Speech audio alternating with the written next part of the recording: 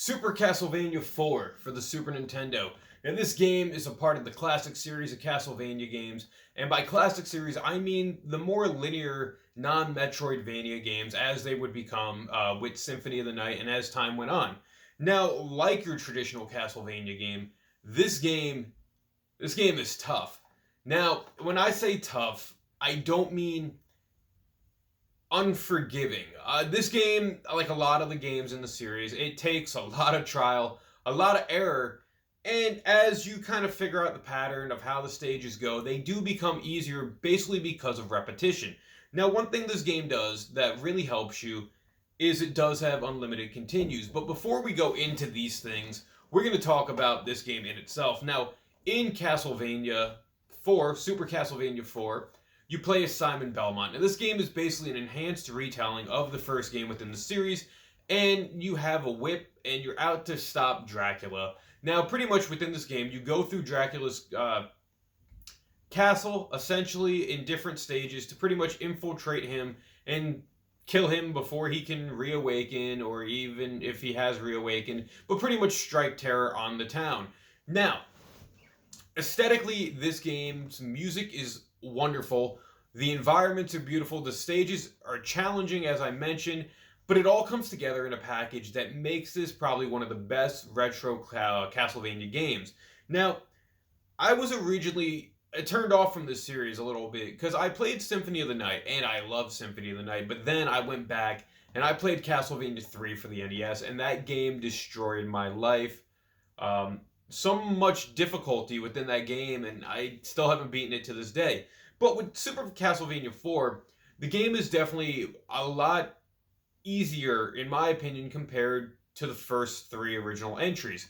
And it uses the Super Nintendo to its advantage. Now, this game, I believe, came out in 1991, and it uses a lot of different elements that made the Super Nintendo special, such as Mode 7 for pseudo 3D environments, scrolling backgrounds, and just things that kind of can mess with you at points.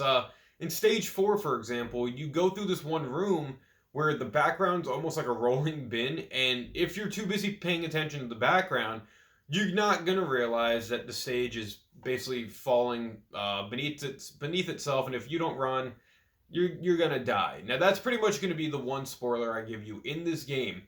Now, one thing that's cool in this game, the original Castlevania games, you can only whip your whip in one direction. This game, you're able to whip it in multiple different directions to hit enemies that you normally couldn't hit in the older games. And it definitely makes for this game to be a lot more easier and a little bit more strategic. For what it's worth, the boss battles are really cool.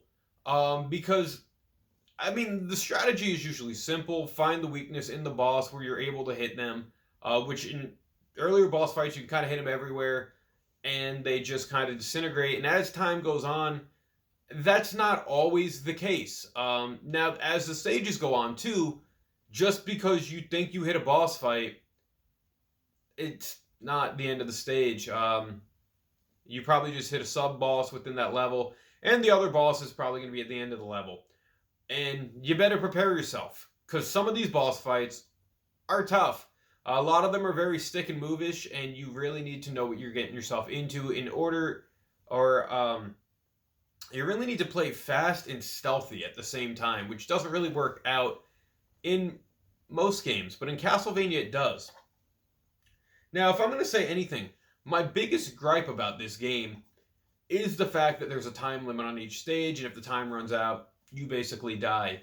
But it makes you rush a little bit when you probably would want to be figuring a stage out, but, I mean, at the same time, if you're trying to stop Dracula from, destroying the world and taking over, you might want to rush in that aspect, so I kind of get it. In a lot of older games, even the original Mario had a timer, so I guess that was just a thing in the era. Now, the other thing I do like about this game is you don't necessarily get game over screens.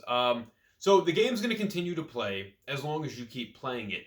If you beat a stage, you'll pretty much start in the beginning of that stage if you die in the beginning of that stage. Because throughout each stage, there are checkpoints. So if you do die and you only get 4 lives to really start off with, you'll be, rewinded to that checkpoint if you have more lives. Now, if you lose all your lives, you're basically just transported to the beginning of the stage if you click continue, which is great.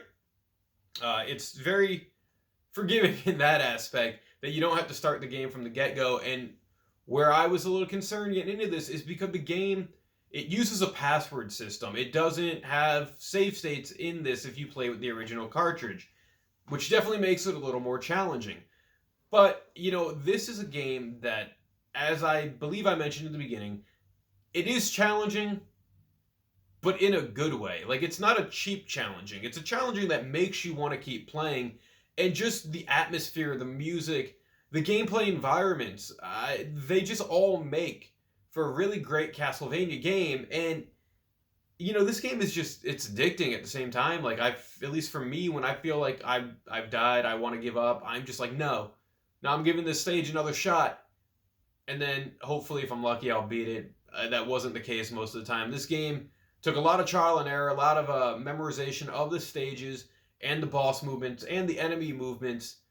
And one thing actually I didn't like also, in stage 4, we're going to go back to that.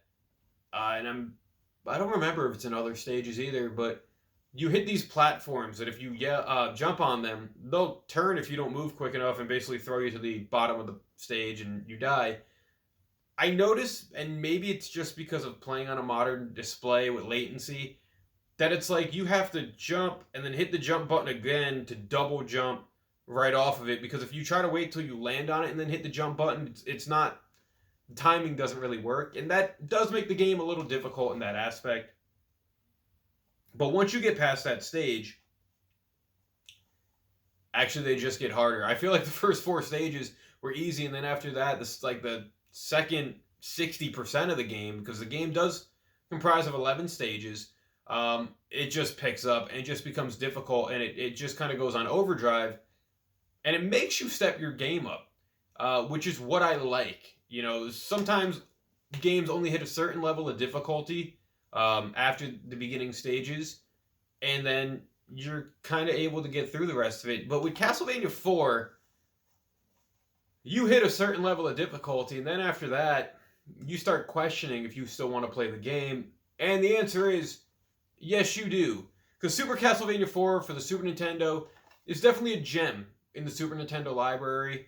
And I definitely think you all should give it a shot. I believe it's on the Nintendo Switch Online service. I would recommend playing it directly from the cart if you can get your hands on it, just for that old school retro experience. So that's my thoughts on Super Castlevania 4, guys. Leave your thoughts down in the comment section below. As always, thank you for watching. Like, share, subscribe. Until next time, I'll catch you later. Go defeat Dracula. Survive. Have a good one. See you, bye.